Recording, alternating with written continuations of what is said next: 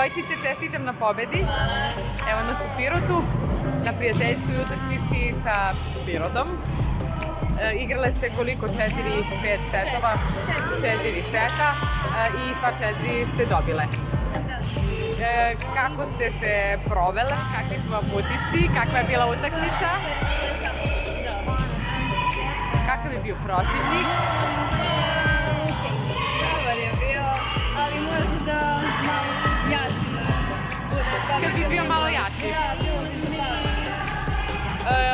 Pa, mislim da su one skoro počele da treniraju, tako da nekoliko meseci ili nepunu godinu, tako da nadam se da ste se upoznale sada, pa ćete se sretati i nadalje.